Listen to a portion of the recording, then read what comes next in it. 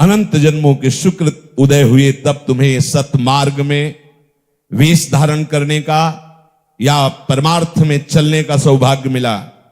थोड़ा भी प्रमाद करोगे, थोड़े भी अवहेलना करोगे, सुकृत नष्ट हो जाएंगे। सुकृत नष्ट होते ही जैसे फांसी का तख्ता हटते ही तुम्हारे गले में फांसी पड़ जाएगी, ऐसे विकराल काल तुम्हें अपनी चपेट में लिए हुए है, तुम बच नहीं सकते। फिर जो दुर्गति होती उस समय कोई बचाने वाला नहीं होता। मन पछतई है, अवसर बीते। बहुत बढ़िया अवसर है, पर अज्ञानी जी को यह भी बात चुभेगी, समझ में नहीं आएगी, पर कोई बिरले ही ऐसे हैं जो समझ सकते हैं। महात्मा जन कह रहे हैं, समस्त पदार्थों और प्राणियों के आश्रय स्वरूप प्रभु कोई बिरला ही एकाग्रता से अपने आप को आपके चरणों में समर्पित करके केवल आपका ही चिंतन करता है। खास बात, कोई बिरला ही बहादुर अपने आप को समर्पित करता है। बस इस जीवन में एकमात्र उद्देश्य भगवत प्राप्ति और कोई मेरा नहीं। जैसे आपको लगता हो कि अगर अकेले होंगे, कोई सहयोगी नहीं होगा, तो कोई मुझे मार सकता है, गाली दे सकता है, अपमानित कर सकता है। कदापि नहीं। तुम्हारा कर्म ही उपस्थित होगा तुम्हें दंड देने के लिए। चाहे करोड़ों रक्षक रख लो, जब कर्म दंड देने के लिए उपस्थित होगा तो वही रक्षक ही तुम्हारा नाश कर देंगे, वही रक्षा करने वाला ही तुम्हारा नाश कर देगा। क्योंकि वो नाश करता नहीं, नाश करता तुम्हारा ही स्वयं का किया हुआ पूर्व कर्म है। अगर अकेले होकर भगवान का आश्रय ले लिया तो कहते अहम त्वाम सर्वपापेभ्यो मोक्षयिष्यामि मा शुचा। भगवान के सिवा ये कोई कर ही नहीं सकता। अहम त्वाम सर्वपापेभ्यो मोक्षयिष्यामि मा शुचा, ये किसी का अधिकार नहीं, केवल एकमात्र प्रभु ही कर सकते हैं। 11 वर्ष की अवस्था से लेकर इस अवस्था तक न किसी का आश्रय भगवत कृपा से हुआ है, और आगे प्रभु जाने। पर देखा है कैसे प्रभु दुलार करते हैं। अगर किसी का आश्रय लिया होता तो उसका दुलार दिखाता और उसमें आसक्त होकर अपने प्रभु को भूल जाता। प्रभु का दृढ़ आश्रय ना हो पाता। उनकी अपार करुणा की किसी का आश्रय होने ही नहीं दिया। जहां कहीं लगा कि ये मेरा है, वहां वो ऐसी चाल चला कि हंसना आया कि अरे नहीं नहीं, भ्रम नहीं, भ्रम नहीं, भ्रम नहीं, कोई तुम्हारा नहीं है। जो तुम्हें भास रहा है वो माया है, जो है वो एकमात्र प्रभु है। कोई बिरले लोग ऐसे होते हैं। और प्रभु जिसने आपके चरणों का ऐसा आश्रय ले लिया, कैसा? एकाग्रता पूर्वक अन्य भावों का, अन्य आश्रयों का, अन्य संबंधों का चीख चीख के कह रहे, समझ लो, अन्य भावों का, अन्य आश्रयों का, अन्य संबंधों का त्याग करके एकमात्र केवल आपका हो जाता है। उसके लिए संसार समुद्र कैसा होता है? बोले गाय के बछड़े के खुर के गड्ढे के समान हो जाता है। जैसे चलते हुए गाय के बछड़े के खुर के गड्ढे को पार करने में हमें कोई श्रम नहीं लगता, ऐसे ही भव समुद्र से पार होने में हमें कोई श्रम नहीं उठाना पड़ेगा। श्री हरिवंश प्रताप नाम नौका निज खेवक, भवसागर सुख तरत निकट हरिवंश जो सेवक। सुख पूर्वक नाच गा के रिझा के लाडली लाल के नवनिवृत्त निकुंज में पहुंच जाएंगे। पर जरूरत इस बात की है कि हमारा कोई दूसरा कहने वाला ना हो। मेरे हृदय में यह ना हो कि वो मेरा है, वो मेरी वस्तु है, वो मेरा स्थान है, वो मेरा धन है, वो मेरा बल है। अगर ऐसा है तो ऐसा नहीं है, और अगर ऐसा नहीं है तो फिर ऐसा है। अब तक के संतों ने इसी पद्धति से संसार को पार किया है, इसी पद्धति से। मेरे तो गिरधर गोपाल दूसरो न कोई, कहे हरिदास ते जीव विमुख भये, जे दूसरी कर डारी। वो जीव चाहे कुछ भी कर ले, अन्य आश्रय लिए है इसलिए नहीं। केवल मामेवे प्रपद्यन्ते, केवल बिहारी बिहारणी जू। कह हरिदास ते जीव विमुख भये, जे दूसरी कर डारी। कह हरिदास तबे चिरजीवो, जब कुंज बिहारी चितावन। एकमात्र मेरे प्रभु परम प्रकाश स्वरूप श्री कृष्ण हमारे कैसे परम प्रकाश स्वरूप। अंधकार में कुछ का कुछ दिखता है, लेकिन अत्यंत प्रकाश में वस्तु दिखाई देती। हां, ये है, रस्सी का सांप नहीं दिखाई देगा। हमारे प्रभु कैसे परम प्रकाश स्वरूप। उनका नाम कैसा है? परम प्रकाश स्वरूप। उनका रूप कैसा है? परम प्रकाश स्वरूप। उनके लीला गुण कैसे? परम प्रकाश स्वरूप। उनका धाम कैसा है? परम प्रकाश स्वरूप। यदि नाम रूप लीला धाम में आपने अपने चित्त को लगाया है तो माया अंधकार आपको भ्रमित नहीं कर सकता, क्योंकि हे प्रभु आप परम प्रकाश स्वरूप हो। आपके भक्तजन सारे जगत के निष्कपट प्रेमी होते हैं। संत जन जो किसी को आदेश करते हैं उसका परम मंगल करने के लिए, इसीलिए कहा समझो संत जगत के निष्कपट प्रेमी हैं। जो संत हैं, पाखंड नहीं, जो संत हैं वो जगत के निष्कपट प्रेमी हैं। कैसे? एक संत गंगा स्नान कर रहे थे तो देखा एक भिक्षु बही चली जा रही थी। सोचा मर जाएगी पानी में, क्योंकि ये पानी का जीव नहीं है। ऐसे हाथ से उठाया, डंक मारा, फिर पानी में गिर गया। फिर उठाने को फिर डंक मारा, फिर गिर गया। तो एक आदमी को बोले बावरे हो, उस बिच्छू का स्वभाव है वो डंक मारेगी तुम्हें, क्यों उठाते हो? तो बोले मेरा स्वभाव है, मैं किसी जीव को बहते हुए माया में नहीं देख सकता। वो जितनी बार गाली देगा, अपमान करेगा, मैं निकालूंगा और देखता हूं ये जीतता है या मैं जीतता हूं। एक बार हिम्मत करके बाहर निकाल दिया। ऐसे संत निष्कपट प्रेमी संत है।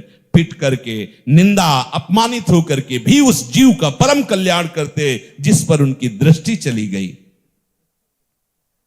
सच्चे हितैषी हैं आपके भक्तजन। वे स्वयं इस भयंकर महाभयावह कष्टमय संसार से पार हो चुके हैं और जो उनकी समीपता स्वीकार करता है उसको पार कर देते हैं। किंतु जो आपके भक्त और संतों से विमुख है, उनके कल्याण के लिए यहां कोई दूसरा उपाय नहीं है।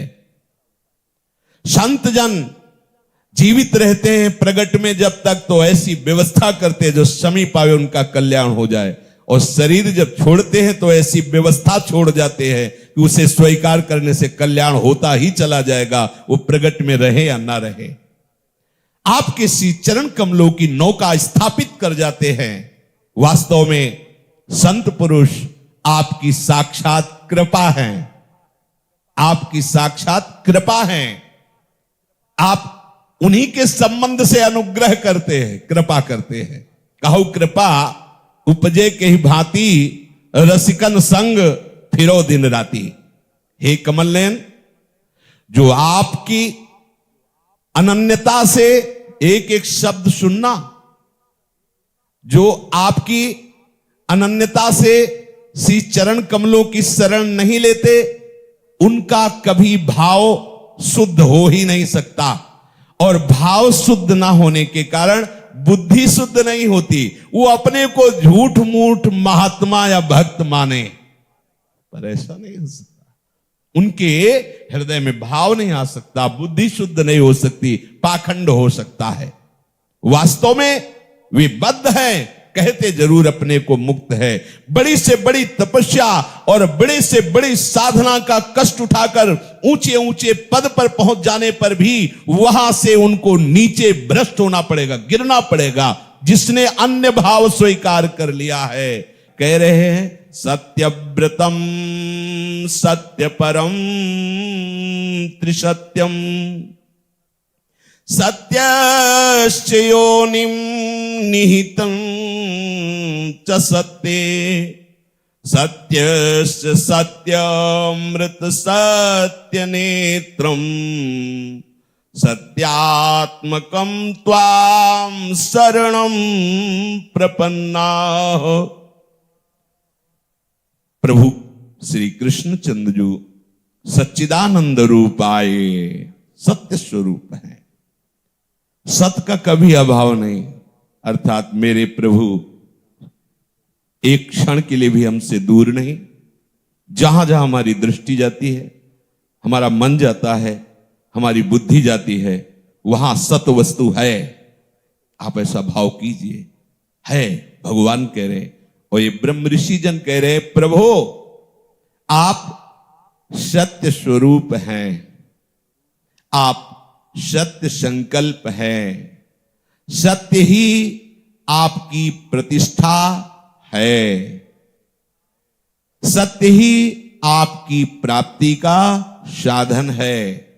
सृष्टि के पूर्व अर्थात सृष्टि के पहले आप थे, सृष्टि के नाश के बाद अर्थात प्रलय के पश्चात आप ही रहेंगे।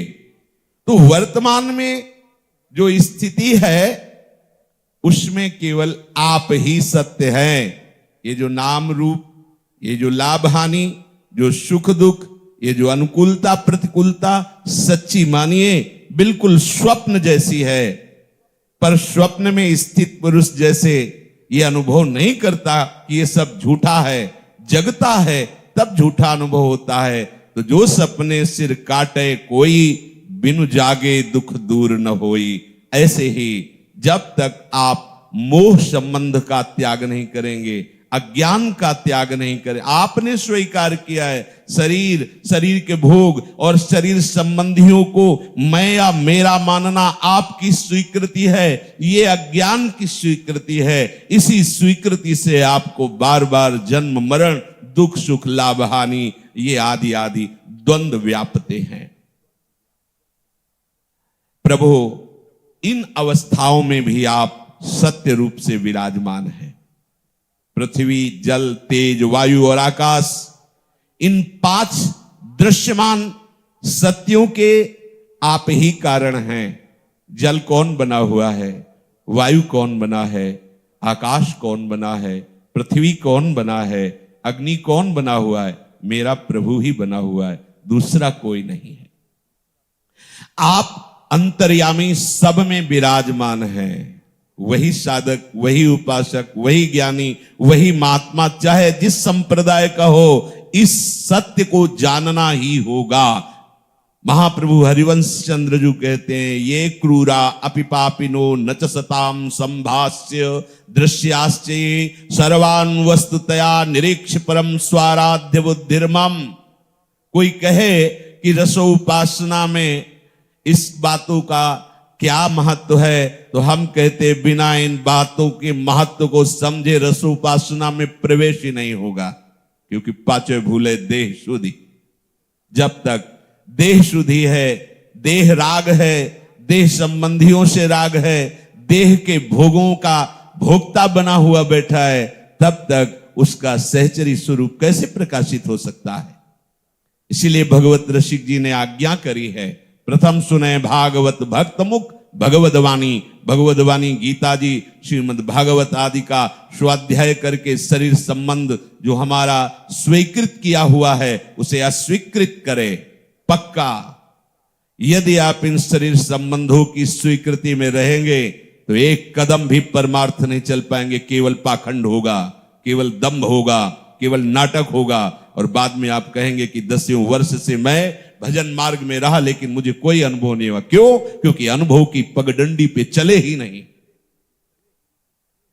आप इस दृश्यमान जगत में परम अर्थ स्वरूप से विराजमान है। कोई भी कण, चिद चिद लक्षणम सर्वम राधा कृष्णमयम जगत।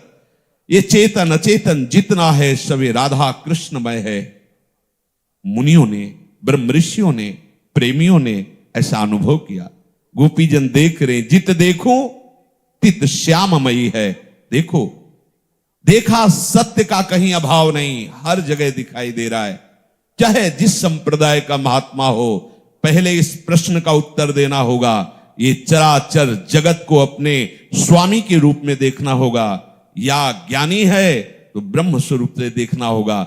जब तक इस प्रश्न का समाधान नहीं, तब तक न दास्य भाव, न सख्य भाव, न वात्सल्य भाव, न कांता भाव, न सहचरी भाव। उपासक को प्रभु वो सब संयोग प्रदान करते हैं जिससे आप ये देख सकते हो।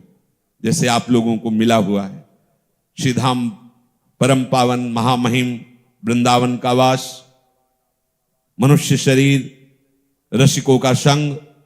अब अपनी मैं मेरी की ये वृत्ति को छोड़ करके बस जो सत्संग में सुन रहे हो उसको धारण करो, आगे बढ़ते हुए महात्मा बन जाओगे। पर जो मोहासक्त है, नाटक हो सकता है, दंभ हो सकता है, पर ऐसा ले। आप ही मधुर वाणी और समदर्शन के प्रवर्तक हैं भगवान। बस ऐसा अनुभव हुआ है कि आप सत्य स्वरूप हैं। हम सब आपकी शरण में आए हैं प्रभु। देखा है ये संसार क्या है। एकायनो सौ द्रुफलस त्रिमूलस चतुरशः पंचविधा सदात्मा सप्तत्वगष्ट विटपो नवाक्षो दशच्छदी द्विखगो ह्रादि वृक्ष। हे सत्य स्वरूप प्रभु, ये संसार एक सनातन वृक्ष है और इस वृक्ष का जो स्वरूप दिखाई दे रहा है प्रगट में, वो प्रकृति है, प्रकृति माया। इसके दो फल हैं, सुख और दुख। तीन जड़ें हैं, सतोगुण, रजोगुण, तमोगुण। इस संसार रूपी वृक्ष के चार रस हैं, धर्म, अर्थ, काम, मोक्ष। ये संसार 5 प्रकार से जाना जाता है। श्रोतेंद्री, त्वगेंद्री, नेत्रेंद्री, रसेंद्री और नासिका के द्वारा सुनना, स्पर्श करना, देखना, स्वाद लेना और सूंघना। इसके 6 स्वभाव हैं, पैदा होना, रहना, बढ़ना, बदलना, घटना और नष्ट हो जाना। इस वृक्ष की छाल है 7 धातुएं। ये कौन से संसार वृक्ष का वर्णन हो रहा है? ये इधर मत देखो, इधर देखो, इसका वर्णन हो रहा है। ये संसार वृक्ष है। 6 स्वभाव हैं इसके, पैदा होना, रहना, बढ़ना, बदलना, घटना, नष्ट हो जाना। इसकी संसार वृक्ष की छाल क्या है? 7 धातुएं, रस, रुधिर, मांस, मेदा, अस्थि, मज्जा, वीर्य अर्थात शुक्र। 8 शाखाएं हैं, 5 महाभूत, मन, बुद्धि और अहंकार। इसमें मुख आदि 9 द्वारों से, खोड़र समझो इनको, जैसे वृक्ष के खोड़र होते हैं, ये 9 द्वार, इसी की बात हो रही। यही संसार है। जब हम संसार की बात करते हैं तो बाहर देखते हैं, नहीं नहीं ये संसार है, इसी का तो वर्णन हो रहा है।